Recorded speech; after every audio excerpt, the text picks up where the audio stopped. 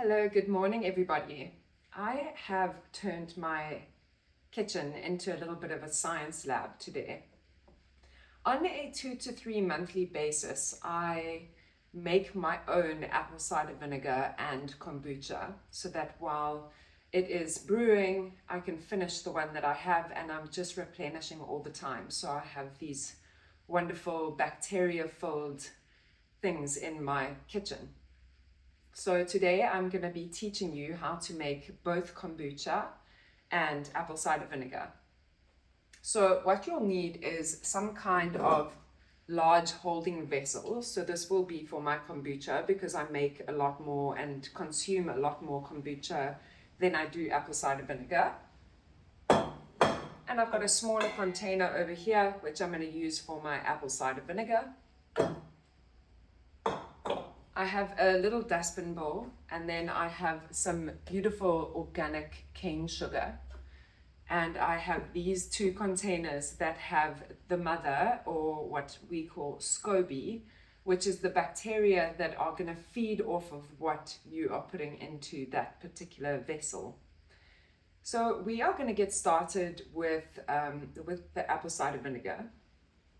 I have 9 apples here, 10 apples generally, or a bag of apples. If you can get organic apples, that is first prize. And I'm going to grab these apples and just get them ready to cut up to put into the container. So I have this wonderful tool called an apple corer, which makes life very easy when making apple cider vinegar. And I'm just going to start coring all of my apples, and it cuts them into beautiful little slices, which makes chopping them up really, really easy.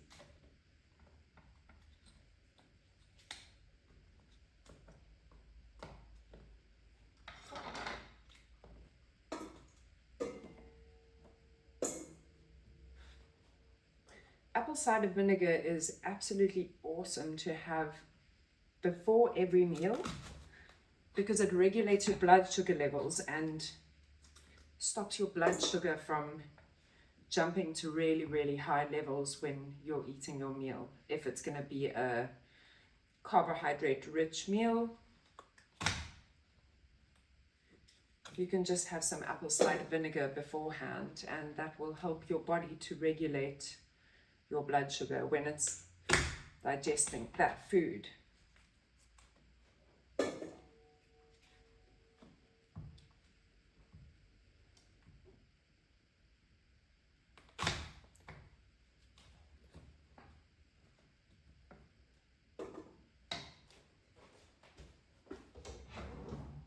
I am running out of workspace here, so I'm just going to make a little bowl for all my cut apples. Please make sure that you are washing your apples beforehand. If there are loads of pesticides on the apples, your bacteria may struggle to brew your beautiful apple cider vinegar. And if I don't have enough apple cider vinegar on hand, I always resort to the Bragg organic apple cider vinegar. So you can buy and consume that while you wait for your beautiful brew to happen.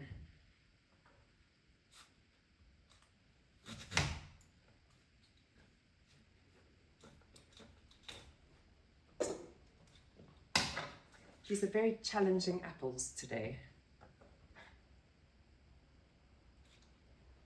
The lovely thing about organic apples is that they're misshaped and don't have the beautiful storefront apple look. But that's what we want. Anything with a little bit of impurities and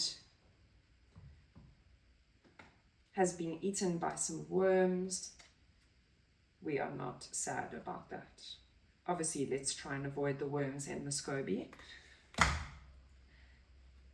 but organic is always the way to go.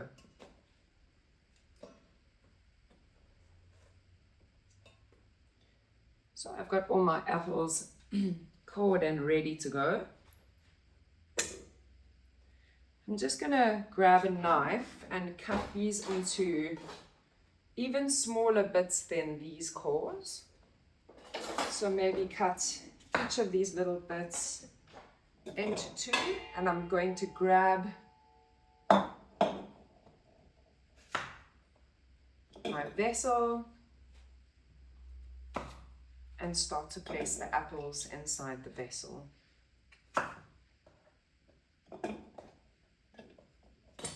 If you've got nice small pieces already, you can just throw them straight into the vessel. I really like these glass see-through ones because I can see what's happening with the SCOBY and how it's feeding on the apples.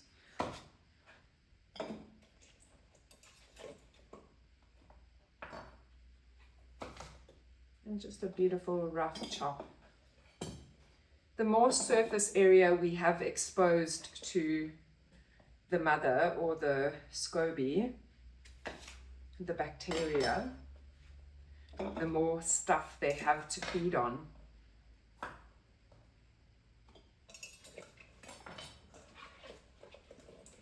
A lot of smaller pieces over here.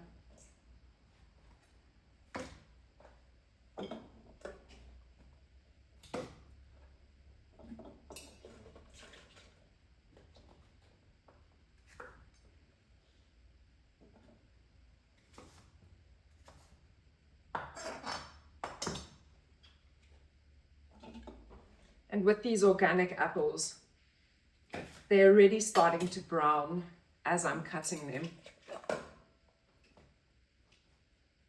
They don't have any nasties or preservatives included in their growing process.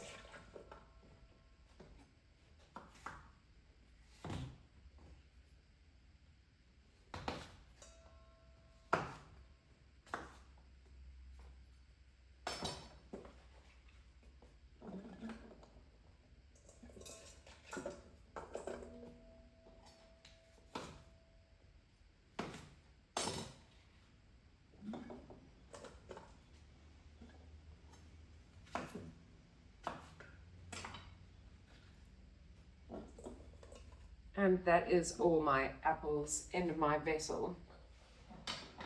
Now I have roughly, this is about a 3-liter vessel. And so when we are measuring how much sugar to put with water, the rule is generally 1 tablespoon of sugar to 1 cup of water. So I have measured out the amount of sugar that I need, which for this is half a cup. And I've boiled the kettle. I don't want it to be totally boiling, but I do want the boiled water to start to dissolve that sugar. And the water that I'm using, our bacteria generally prefers for it to not have any chlorine in it. So some kind of filtered water is what we're after when we're doing this. Something that takes out the chlorine and the fluoride and all the nasties we find in our general drinking water. And I'm just going to mix it around and get the sugar starting to dissolve. And I find the warm water also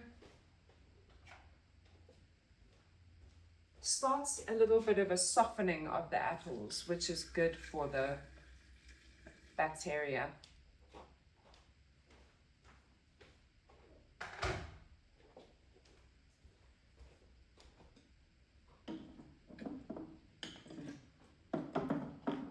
Now I can see my sugar at the bottom here starting to dissolve.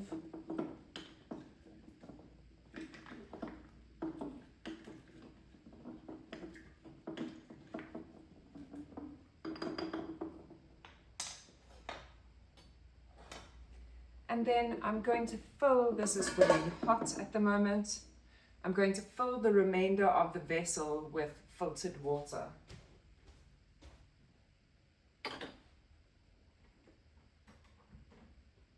Waste washing water comes out. Water supply is suspended. Drinking water comes out. And we get that filled all the way up.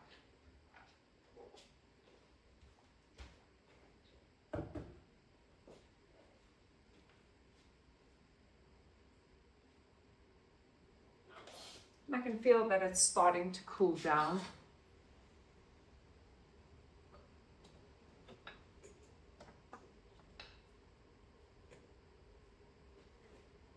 My beautiful vessel is starting to fill up with this beautiful apple cider goodness that we should be taking every day before every meal if possible.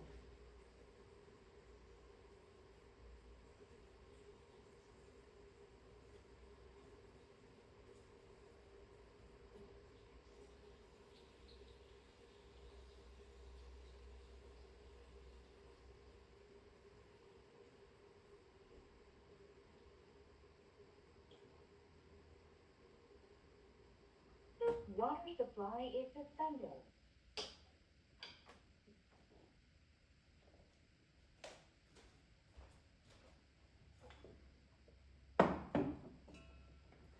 And I'm just going to give it a beautiful stir to make sure that all the sugar is mixed in nicely.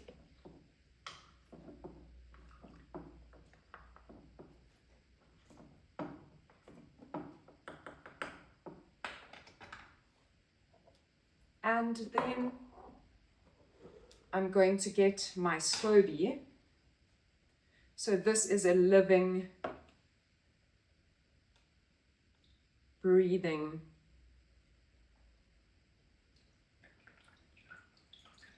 beautiful bacteria. And this water has cooled it down so that it's just slightly warm. It's not hot in any way. It can't be hot because that makes the bacteria very unhappy.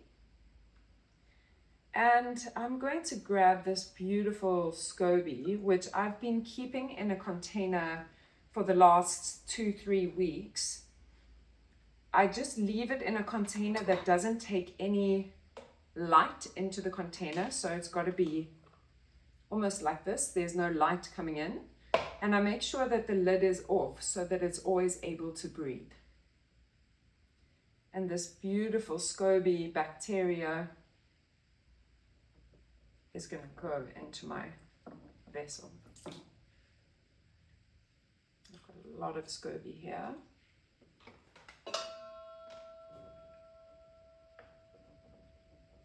And I'm going to push the SCOBY down into the beautiful sugary liquid so that it can start to feed. What you'll notice is straight away the SCOBY sinks all the way to the bottom. And over the process of brewing, over time, it starts to rise to the top and feed on the apples. So I've just dispersed a little bit of liquid here, and I'm going to use all of this SCOBY because I want it to feed anyway. So I want to make sure that it's getting everything that it wants. You like to keep your SCOBY healthy and make sure that your beautiful bacteria is always fed. So try and keep your brewing happening all the time with beautiful sugar and apples.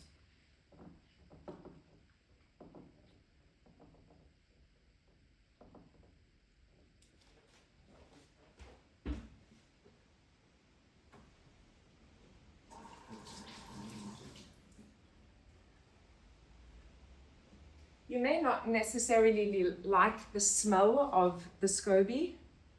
It is a very strong bacteria smell. I think it smells like apple cider vinegar.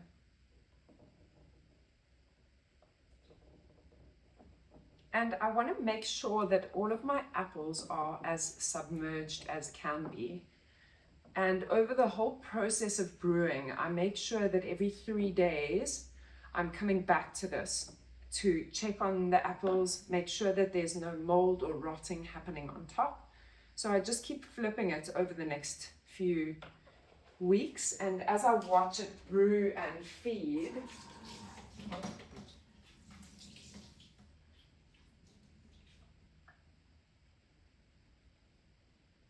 I just monitor what's happening with the apples as they break down.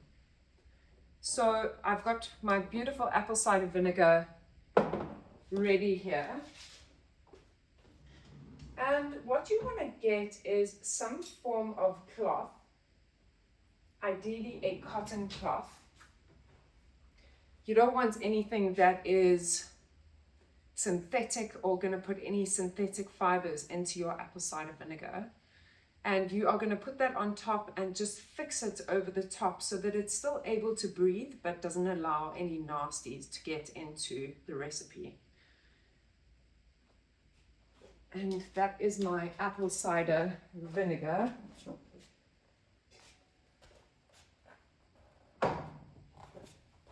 Ready to go.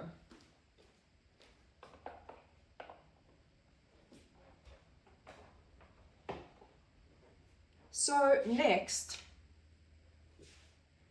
I'm going to be making some beautiful kombucha.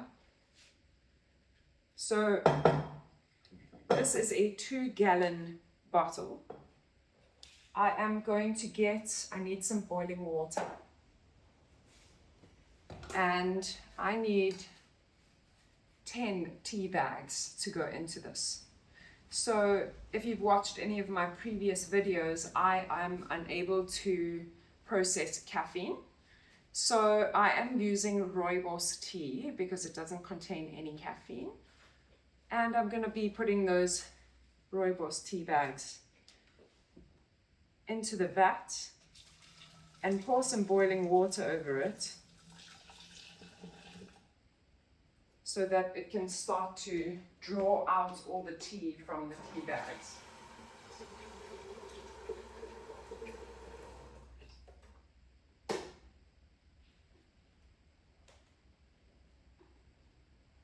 I'm just going to put a little bit of cool water in here.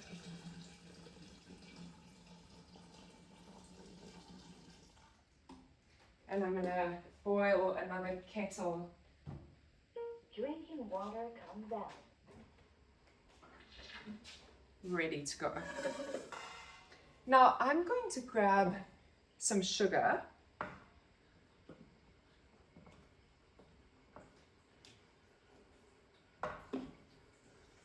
I would say roughly a cup of sugar, 250 mils of sugar. This is a cup and a half.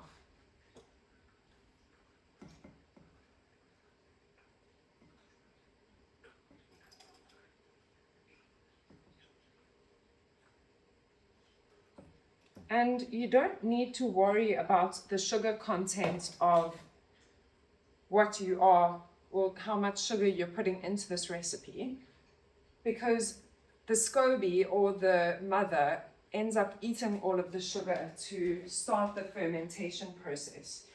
So kombucha is not going to raise your blood sugar levels. Water supply is suspended.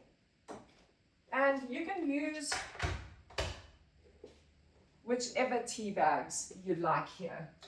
If you're trying to stay away from caffeine, then you can use rooibos. If not, you can use a simple organic tea,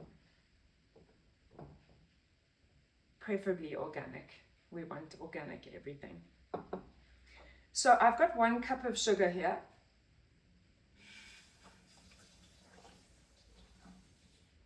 And I'm going to start making this sugary solution.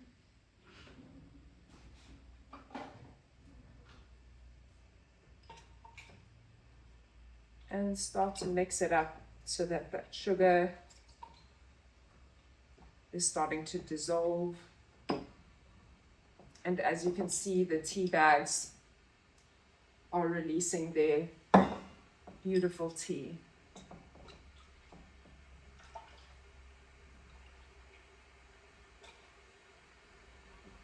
This particular one takes a little bit longer than the apple cider vinegar to make because we are putting boiling water into this continuously until it's full, just so that we're getting everything out of those tea bags.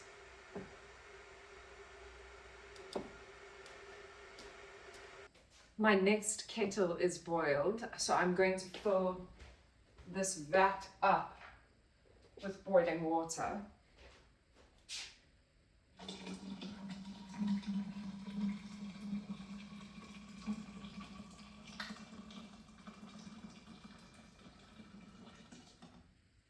And this beautiful sugary tea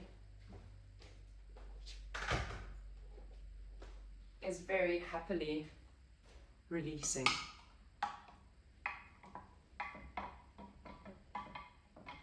I'm still seeing my sugar dissolving at the bottom of the vat. And I just want to stir it to manipulate the tea bags so that it's releasing as much tea as possible.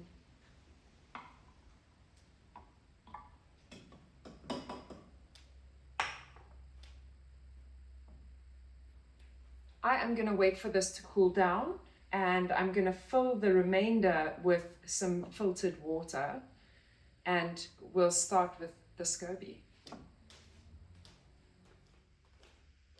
So my mixture has cooled quite a lot. It is still warm, but the bacteria really like for warm environments.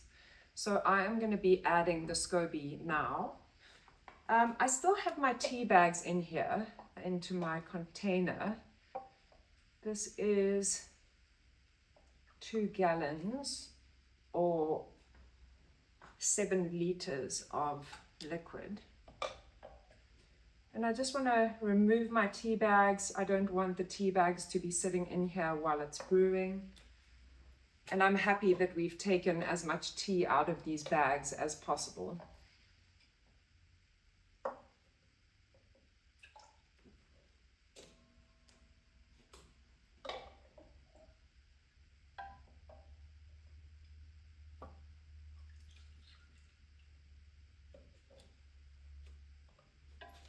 And I think that is the last of my tea bags. I'm just going to give everything a really nice mix.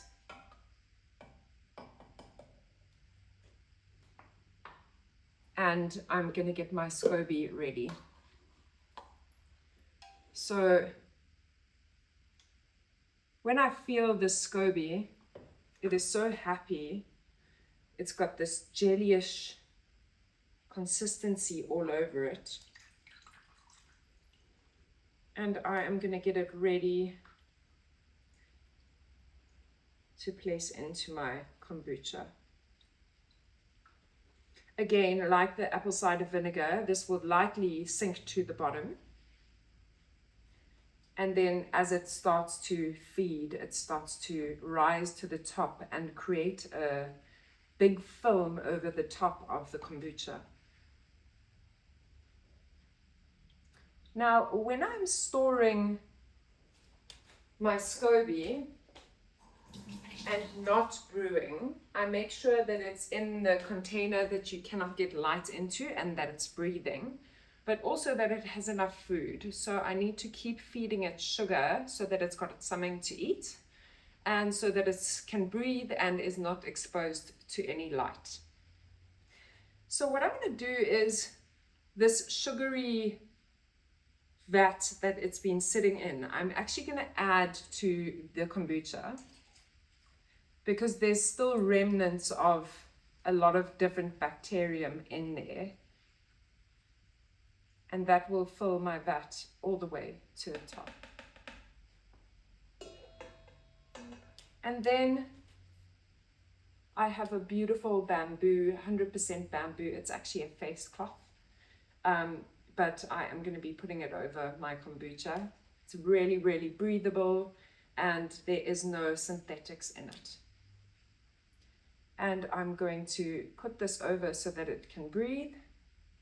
And I just get an elastic band and fix it over the top so that no nasties can get into the liquid.